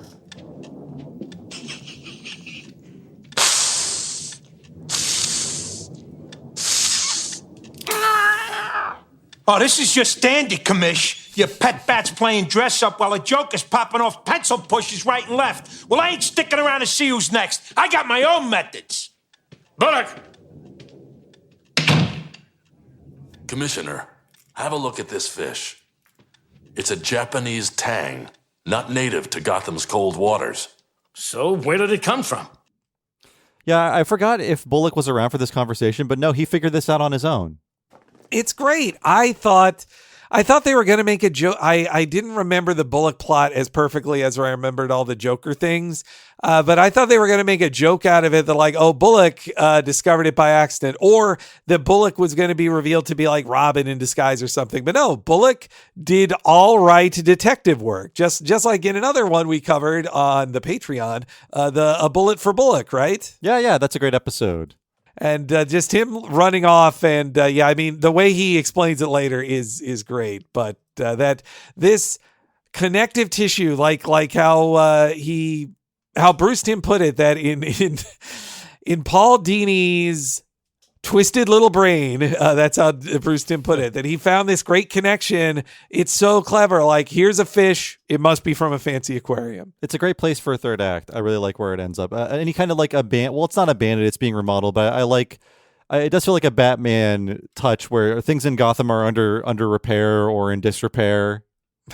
Not every Joker battle can happen in an abandoned Ferris wheel or whatever. So they have to, abandon World's Fair, an abandoned zoo, an abandoned steel mill. These are all the great places to have a superhero fight. And yes, so where did it come from is the question. It's answered immediately because we get a very long pan across the Oceanside Aquarium. We see that it's closed for remodeling. And once we reach the entrance, once the pan reaches the entrance, we see this large burly figure entering. And of course, it's Bullock. We cut inside. We see Bullock wandering through the lobby. He's got a nasty grimace on his face, and he's carrying a very realistic-looking gun, which another great choice for this series that was very unusual for a 1993 kids cartoon to have this realistic revolver that can be pointed at people. Yeah, and I think it's used beautifully here too. Like the joke of a gunfight between Harley's silly cartoony pop gun and his real revolver. His revolver needs to look as realistic as possible to execute the joke of Harley pointing her cartoon toy gun at him. Yeah, he's stalking through the different aquariums, the aisles between them, that is. And we see that Harley is watching. We see her shadow. She jumps down, and they have a little confrontation. We'll hear that in our next clip here. Freeze, copper! I got you covered, see? Well, if it ain't laughing, boys, little hench winch. You're outgunned, sugar. Do tell. What? Whoa! Look at what I caught. Kinda runty, though. I'm gonna have to throw it back.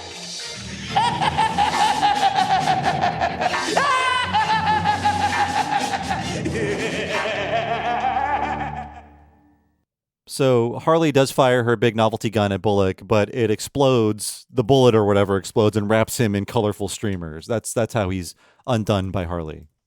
Maybe it's because I just watched a whole bunch of Bugs Bunny and other Looney Tunes from back in action. I wanted to watch a bunch of old classics, and Paul Dini is in a couple of the documentaries that are on the Blu-rays. But those lines there, I was like, oh, this is Dini like pulling from his love of old cartoons, because it was like, you're laughing, boys, sidekick. Like that's Bugs Bunny and Rabbit Seasoning. Like, hey, laughing boy, look, one bullet left. Like and same with like, do tell. Like that's a real Bugs Bunnyism too. Yeah. Their accents are very close to each other. Harley Quinn and Bugs Bunny.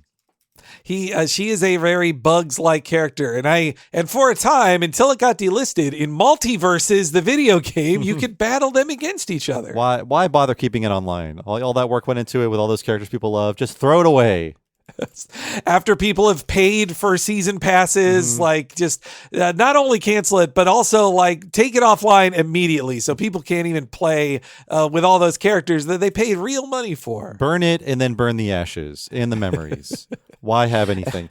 So yeah, Act 3 begins. My question for this is, there's a big prop in this set piece with all the aquariums.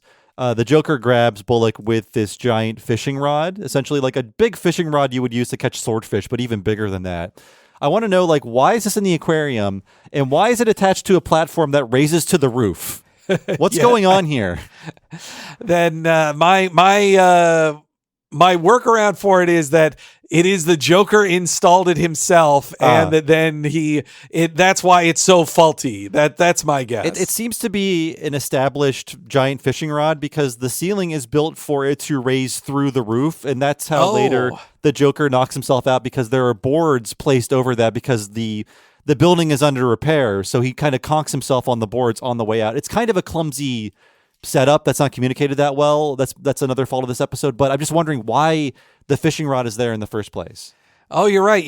With that skylight on it, then you're right. That can't be. It's built into the building. It's not a Joker edition. Yeah. Are they catching the big fish to then put in the aquarium? I don't. I can't. We need to call a marine biologist to see what practical uses this would have built into an aquarium. Well, it's still fun. So Act 3, we return with Joker lowering Bullock into the drink, telling him, "You may be a lousy cop, but you make a terrific worm," which is good. Harvey is shouting, "You won't get away with this." But it's not just an empty threat. The Joker realizes he's right, because if this lunch meat could figure it out, Batman won't be far behind. Yeah, he's like, oh man, this idiot. I clearly, like, Joker's like, boy, I actually thought of this part poorly. It's easily deducible. You're right, man. He's kind of kicking himself. I also love his design with his like fishing hat. Like that's a nice little extra Joker with the outfit. little lures like embedded in the hat. That's a cute little prop for him. He's wearing a lot of hats. He's the Gorton fisherman. He's the little fishing guy. And then when he leaves Francis's office, he puts on that very wide brimmed hat that makes him look extra creepy. Oh man, I love wide brim Joker hat. One of my all time favorite Joker looks. Like him wearing a Mask of the Phantasm when he goes into Reeves's office, and just the cackling with the lightning. That is another of my favorite Joker shots. So the plan here is to land an even bigger fish, meaning Batman, and then we hear Harley and the Joker have a bit of a difference of opinion about fish in this next short clip. No, course, Mr. J. Poor Harley. This caper's been kind of rough on you, hasn't it? Uh-huh. Cheer up! You can be my very own little mermaid. Ooh. You're really sick, you know that, boss?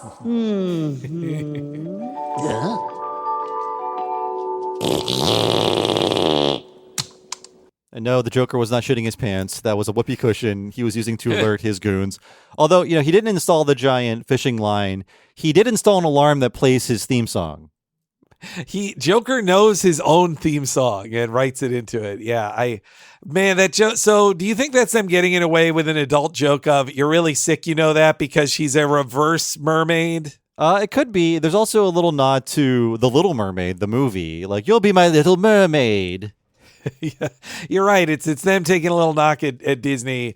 Maybe I'm just thinking dirty with this joke because we just did Red Dwarf, which has a reverse mermaid joke in it too. And hey, I'm sure Paul Dini was friends with Sherry Stoner, who was the model for Ariel in The Little Mermaid. Let's bring it all back. Let's use all of our knowledge. No, you're right.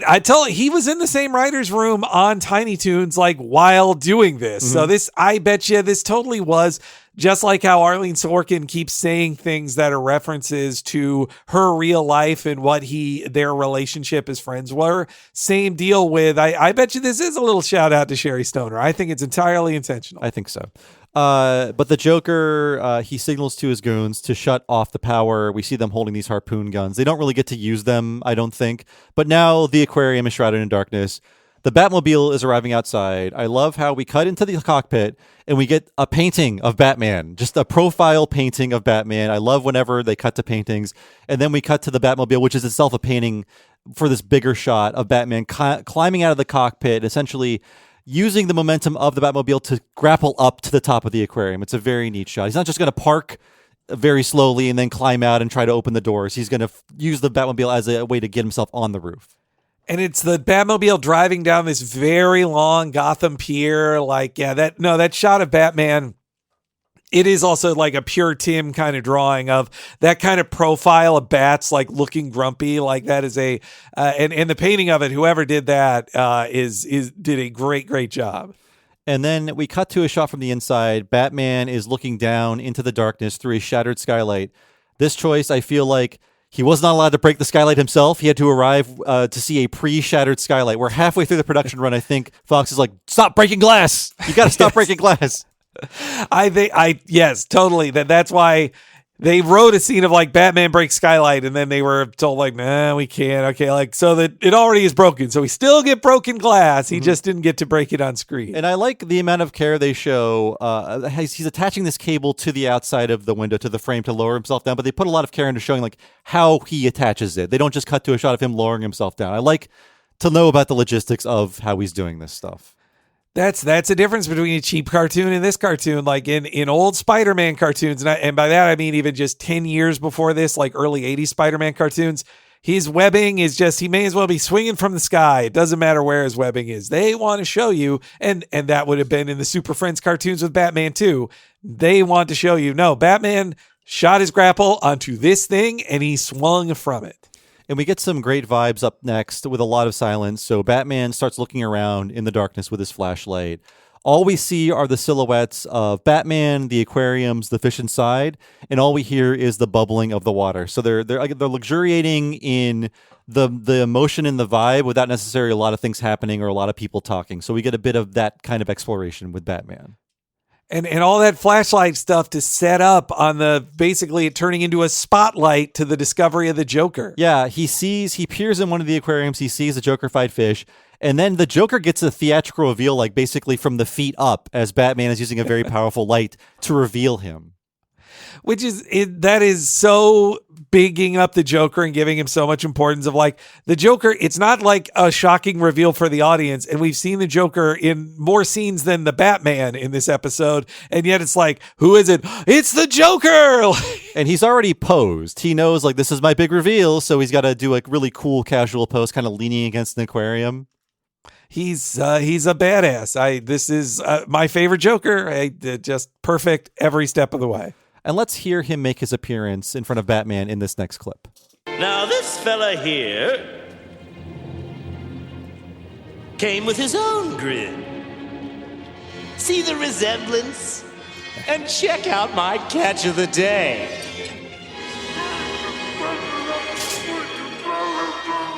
Bullock. Phew! I didn't need no bat computer to tell me that weird-looking minnow came from an aquarium. Yes, well, this is all tremendously boring. Of course, I can always amuse myself watching old Harv give my shark indigestion. Yeah!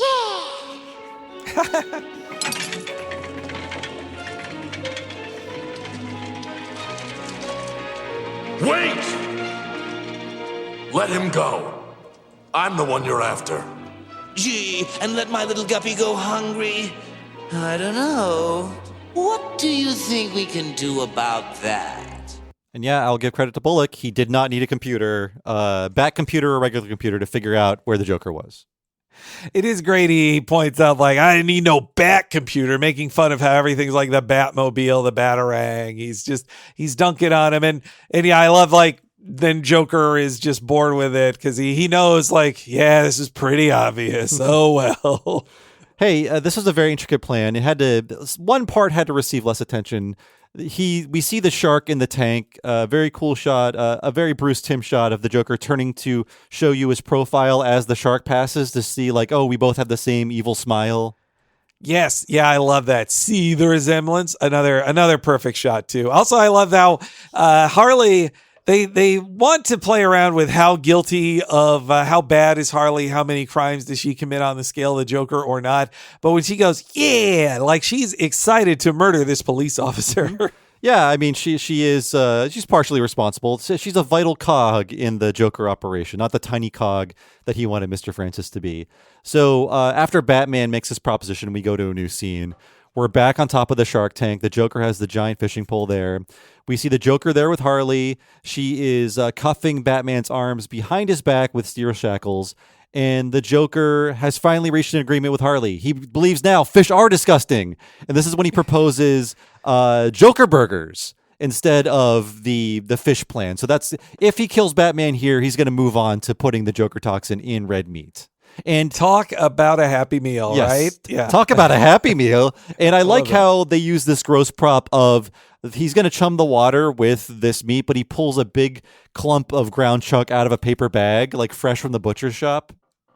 It also feels like a cheat for them to get to have like blood in the water because they're like, well, you're allowed to show raw beef in a kid's cartoon, right? So then it gets tossed in the water. We get to have a bunch of red in the water without any humans bleeding. And I'm sure they're advertising burgers between all of the acts in this show. Well, but you mentioned Batman Returns, like that in '92 had a ton of McDonald's ads, like in McDonald's tie-ins and Happy Meal stuff. So Happy Meal and Batman are very closely related in this when this aired. Yes, so I looked this up. You would have to wait for November of '93 to experience the Batman the Animated Series Happy Meal promotion with 8 different figures. Henry, how many of these did you have? Boy, this actually isn't reminding me of anything. I don't, and I had a lot of these figures, as my mom also liked collecting them. Now, I'm going to Google this real quick and see what I recognize. Yeah, apparently, I will vamp here to fill time. There are 8 figures. We have Batman, Robin, Catwoman, Batgirl, Poison Ivy, the Riddler, Two-Face, and the Joker, and they all come with like little... so actually, 4 of them are in cars, it looks like, and then 4 of them are just bigger, more standard figures. I'm sure they don't have any articulation on them. Maybe the head moves, who knows? Well, okay, yes, looking at these, I do recall having the Joker car, the Riddler, and the Batman, though I did not have the full set of these, unlike some other ones. So I'm really, really disappointed in my my mom for not collecting more of these Happy Meal. Take her to task, Henry. Although, like with all Happy Meal toys, these are worth nothing. I was able to find some Happy Meal toys I was seeking out for like less than $5 at one point in my life. So I don't think they've gone up in value since then. No, I think you're right, and I don't have the heart to tell this to my mom. Is one of the cuter things she does, I really love, is that she has her collection of Happy Meal figures still, and every time I visit her and I see them there, she's like, "This is your inheritance." She jokes to me, and I go like, "Oh, Mom, thank you." I'll tell everybody this, that I had the Koopa Paratroopa figure from the Mario 3 Happy Meal promotion, and it's still at my parents' house, but I don't go there often. So about 10 years ago, I was like, I want another one of these just to have around. And I went to a retro gaming convention, in the bag, unopened, $3. Well, all right then. Yeah. Yeah, that is as mint as it gets. Now, with those toys, I maimed them as a kid because I didn't like their toy tricks. So I had the full set, but I was like, I don't want a paratrooper with the little buttony air thing next to him. So I ripped that off so it would look as just like a regular toy. And same with the Raccoon Mario that was like a pop-up spring. I ripped the spring out of it so it would look as close to a regular Mario as possible. You were a real Sid at the time. It was about playability and functionality. I am very jealous of kids today. They can just have a plain Mario action figure that doesn't have like tricks to them, and they have real posability, and they look like some look like the video game characters, and some look like the Chris Pratt movie Mario. And people thought that we were merchandised too much as kids. We weren't merchandised to enough. Yes. Well, and with the Batman the Animated Series, now you can get very fancy, highly articulated and accurate McFarlane action figures for. No, actually, there's even, if you want a $200 Batman the Animated Series figure, Mondo makes them. I had heard, we mentioned Podcast the Right earlier. I heard Mike Carlson on it talking about how he had just gotten a Clayface figure that was like literally like 3 feet tall because he has to be able to hold a 1 foot tall Batman inside of him. Oh yeah, I'm looking at them now, and they all are about $200. It's true. Yes, that's there's from that same run of Mondo, there's a Spider-Man the Animated Series one that my husband gifted me. It was very nice. I also told him, this is too nice. You shouldn't have spent this much on a Spider-Man figure for me. But Mondo makes they look like they cost that much because they look very good. They do look good. If I could plug Mondo for a second. The only figure this big that I would ever want is something I chose not to buy, and I'll regret it. It's I forgot who makes it, but it is the Back to the Future 3 figure of basically steampunk Doc Brown when he makes his first appearance in 1885 with a giant sniper rifle with all the scopes on it when he shoots Marty down. That's cool. The one I want. They made a figure of that, and I'm sure it's like $200. Mondo is the only American toy company I've seen that makes things that make me go like, wow, that's as good as something I'd buy in Japan. No, actually, I'm looking it up now because we're at the end of the episode. It's fine. This is made by Hot Toys, and it is now $447 Canadian. So perhaps I won't be buying this in the future. Well, hey, maybe it can be on your Christmas wish list someday. Maybe. It's going to be the centerpiece of my living room if I ever get it. All right, Batman. We're talking about Batman. We were talking about Happy Meals. The Joker makes his Happy Meal joke. Batman does not laugh. This is when the Joker's like, you could never take a joke, and he shoves him in the Shark Tank.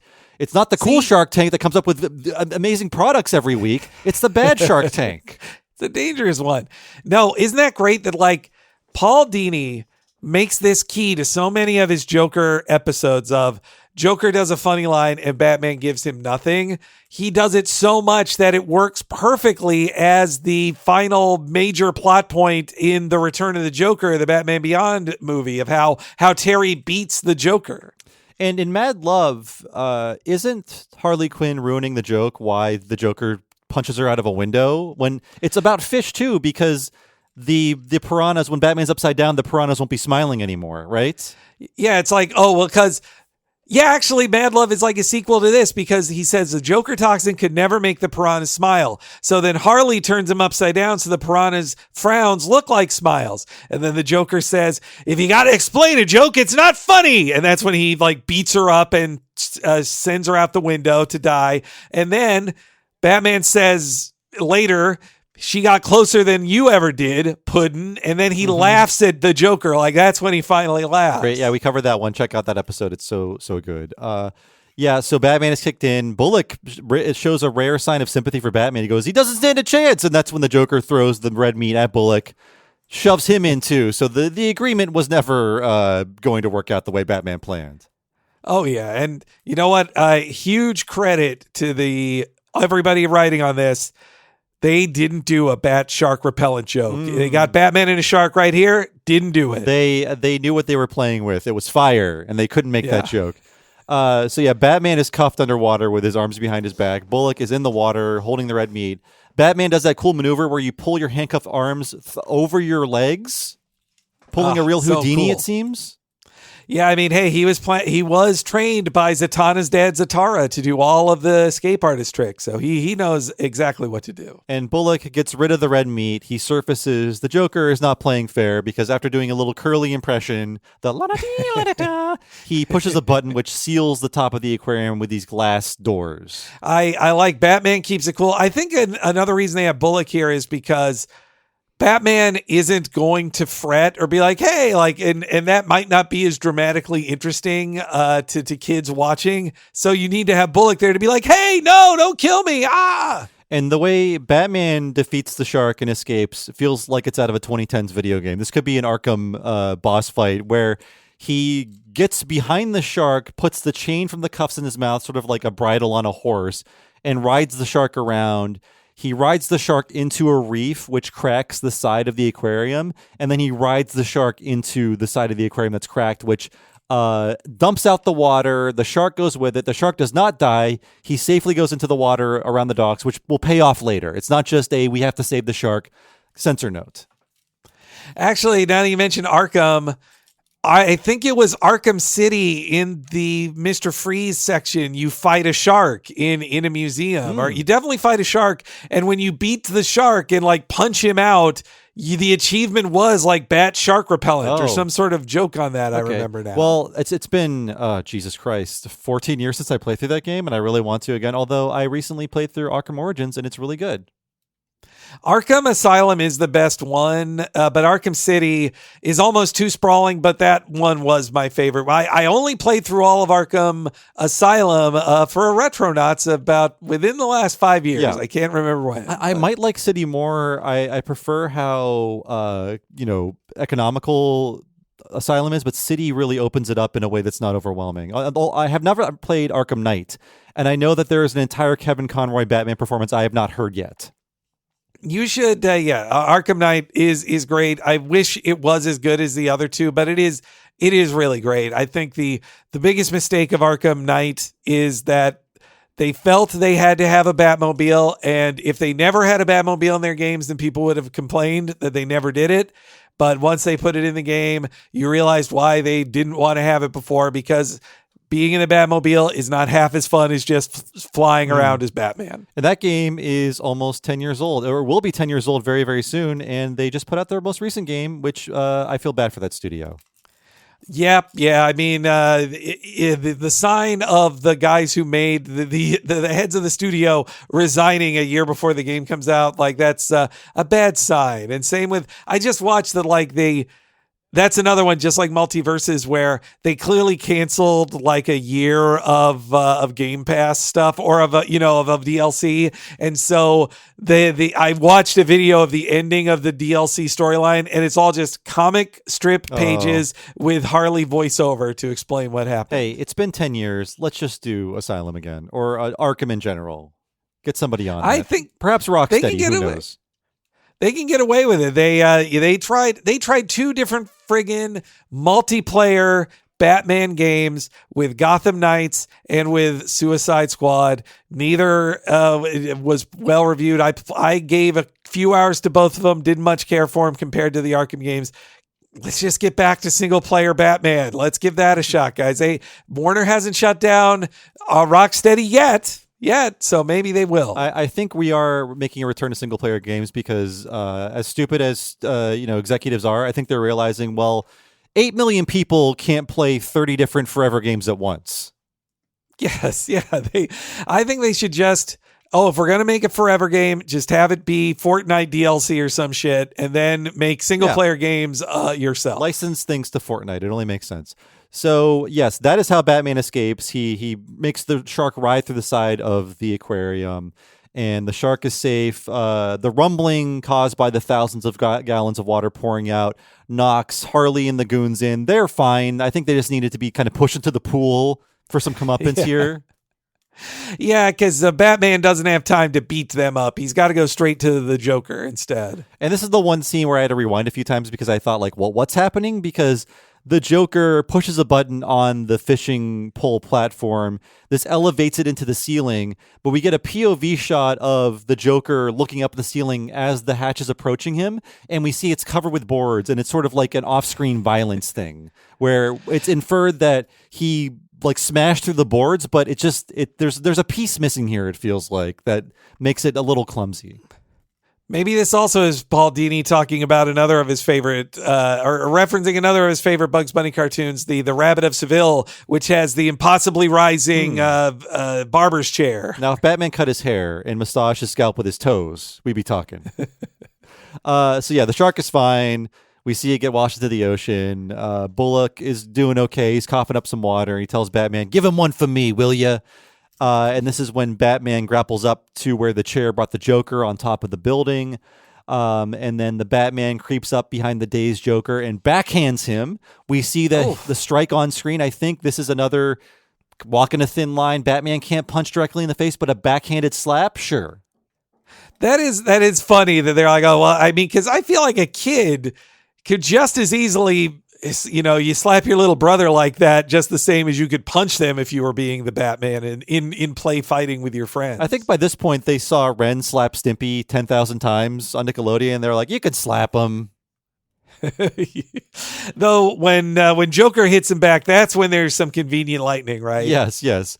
So after Batman backhands the Joker retaliates by grabbing a wrench from a nearby toolbox. Important note about this series, it is part of the Home Improvement universe because the toolbox says Binford on it. Whoa, I missed that. Oh, that's great. That's a great joke. Most of the word is off screen, but you know the joke they're going for. I think it was just a prop guy who was being clever or a layout artist being clever. But yes, the Joker and Tim Allen can interact. Tim Taylor. Tim Allen, different character. They need to. Unfortunately, they're on separate companies for the moment. Disney still owns Home Improvement characters, I assume. Mm-hmm. And so yes, the Joker conks Batman with the giant tool. He quips, "Meanwhile, back at the ranch." And I guess "meanwhile, back at the ranch" was a turn of phrase, but it's never used to the point where I had to look it up. Right. I thought it was a reference to like literally a thing said in, Gunsmoke or something, like a narrator saying, "Meanwhile, back at the ranch." Now, I guess for us, it would have been "Meanwhile at the Hall of Justice" from Super Friends. That's what I think of. Meanwhile. I thought it was a reference to a narrator in one of those shows, but apparently it's a turn of phrase where you would say something like, "Oh, my wife's out having fun. Meanwhile, back at the ranch, I'm doing taxes." Like that's sort of the way you would use it, to imply like a change of location and different things happening in that location. I saw in the wiki for Wikipedia page for the phrase like that it is something Alfred Hitchcock talked a lot about, or it was one of like his terms of phrase for like storytelling in film. So I wonder too if this is them being like, film nerds or story nerds to be like, "Ooh, meanwhile back at the ranch." That's what Hitchcock used to describe storytelling. Well, I only just looked it up at the age of 42, so I'm sure I thought it meant something else before that. So they struggle with the giant wrench. Of course, Batman, stronger than the Joker, yanks away from him, chases him to the edge of the building, and we can hear how things wrap up in our final clip here. "There's no place left to go, Joker."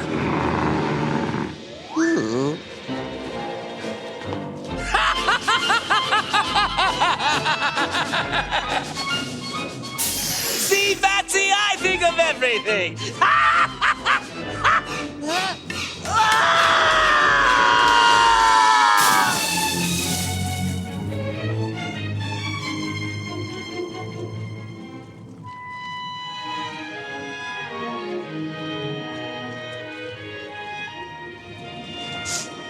Oh, my poor, poor pudding.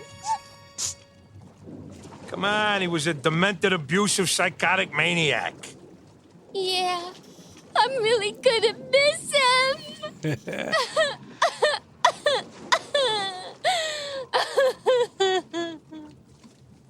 Do you think he's gone for good? Believe me, Jim, I wish it were true. But deep inside, I doubt it. And of course, we know he would come back. So what happens is, it's very visual. The Joker jumps off the building. As he falls, he yanks a cord, which inflates a plucky duck-looking inflatable lifesaver around his waist. I'm not sure if that was the intent, but with the coloring and everything, it really looks like Plucky. And of course, Tiny Toons, Warner Brothers, they're on the same network. Oh, yeah. I mean, Tom Ruegger, if anybody is a creator of Plucky Duck, it's him, and he was working on season 1 of the show, so totally makes sense. Yeah. And yeah, the aquarium shark is now swimming around in the water. The Joker falls in, does not come back out. So hoisted by his own petard. Classic. Yeah. And it's just assumed he has become shark bait. And I love how this ends, a very sinister ending where, the Harley is kind of dropping in like a little memorial to the Joker in the water. She kisses the playing card with the Joker on, and she drops it in the water. We cut to that card floating in the middle of the ocean, and the shark comes out, surfaces, eats the card, goes back in with this very, very sinister music. A really scary ending. Yeah. There's many endings of, well, the Joker must have died this time. Like, I think that's half the Joker episodes are like, well, there's no body to collect. And this one, by this point, even Batman's like, nah, no way. He definitely lived. He never dies. But it doesn't end with him like laughing over the parting shot. It is that the card gets eaten. So it even lets you go like, maybe he was eaten this time. I think the only time it was implied he was dead for good was in the Batman Superman World's Finest, right? He has a very dark end there. Well, yeah, the plane crashes and they're like, he's got to be dead this time. And Harley, actually, it's very similar too of like, he's dead and Harley's sad that she survived and the Joker died. Though, you know what? Mad Love also ends similar with Joker falling into that smokestack and they never find his body either. Oh, right. Yeah. So I guess there's been more deaths where it felt like, well, there's no coming back from this, but it's the Joker. We can't just not return to him. I think it also leaves them in these places where Paul Dini especially writes such a nasty Joker who does so many things that if the episode ended with back to Arkham for you, it's like, no, this is too far, Joker. You can't just go back to Arkham. So he will be in Arkham the next time we see him probably. But for the purposes of the morals of this one episode, Joker has to sort of die for it to feel like it's fits with what he has to suffer for what he did wrong. Yeah, he needs the appropriate punishment, and I think this one really works. And that was The Laughing Fish, a great episode. One I don't really think about, so thank you, Henry, for selecting this one. And yes, we have now delivered all of the promised episodes of Blabbin' About Batman. You can cease the lawsuits now. Yeah, going back to it again, one of my all-time favorites of the first run. I think it takes Batman comics that were great in the 70s but have aged some and made them both work as a kid's show or a thing that kids can see while still improving it with the additions that make Batman the Animated Series so great. And even Dong Yang is doing some of their best work thanks to the Spectrum layouts, plus very strong very visually strong storyboards by Bruce Timm, who, especially in the third act. So yeah, this one has aged very well for me. It's top 10 for me for sure. Yeah, this one surprised me because again, I kind of forgotten about it. And I thought it was the other episode, the one that looked worse. And then after reading the comics, I really appreciated how much they were able to dial down on the stuff that worked, draw it out, make it more kid-friendly, but also, honestly, make it a lot better. Yeah, with not just with Bullock and Harley being in it, but also like a better finale, a better mystery, better and also like Joker's Five-Way Revenge is a great comic, but this is better. They use the aquarium better too. In the comic, like the Joker literally like slips on some oil and Batman's able to capture him and the joke is Batman is laughing that pollution saved the day here, and I was just like, that's a corny. But Denny Dennis O'Neil was a bleeding heart liberal character and a writer. It's something I love about him, but having it be like pollution saved the day is his kind of social commentary he was doing in the 70s. Yeah, and I don't think we're done with Batman, although this is the formal end of our miniseries that's been long delayed. And I should say that we've covered now like 25% of the series. There's like 100 episodes. We've done 24. So we've done a lot of them. We're not done with it. We might drop in from time to time. And of course, please check out our episode on Batman Cape Crusader on the What a Cartoon feed. And I'm sure when season 2 of that launches, whenever it happens, we might do another one of these to remind ourselves what they are trying to follow up with their spiritual sequel to this series. And don't forget our multiple What a Cartoon movies of not just Batman Mask of the Phantasm and the Batman Superman World's Finest, but also Batman Beyond Return of the Joker. And someday, we've talked about it before, but someday I bet we'll do Sub-Zero as well. Yeah. I watched it maybe 3 or 4 years ago. It wasn't as good as I remembered, but it is a nice finale for Mr. Freeze in that universe. Yeah, and also the end of the classic this style of Batman. It's the last thing they animated in that style before they made it sleeker in the Kids WB era too. But yeah, that is it for this episode of Blabbin' About Batman, the animated series. We will see you again next month for a standard episode of What a Cartoon, and we'll see you again next time on this feed for an extended free preview of this month's episode of What a Cartoon Movie, all about an extremely goofy movie, and we will see you then.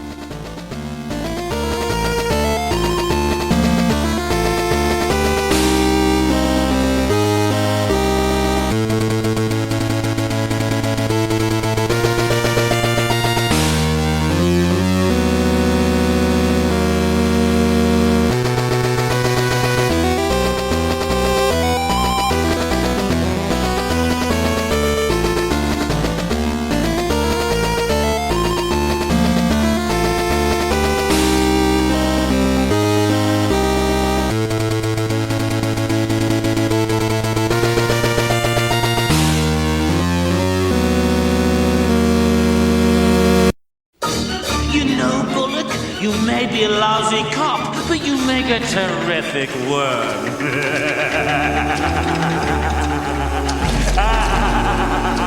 You won't get away with this.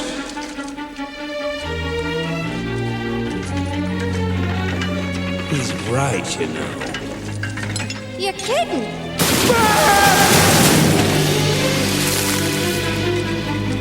If this lunch meat figured out where we are, Batman won't be far behind.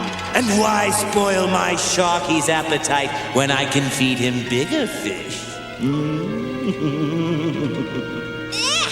Again with the fish. I hate fish. Ugh. Spam calls. Sound familiar? Introducing Line 2. Get a second phone number right on your existing phone. Imagine discounts, appointments, online forms. Handle it all without giving out your personal number. It's like having a secret weapon against spam. And when those unwanted calls sneak through, boom, blocked. No more interruptions, no more stress. Stay connected, stay protected. Keep your main number safe and out of harm's way. Ready to take back your phone? Visit line2.com/audio or download Line 2 in the App Store today.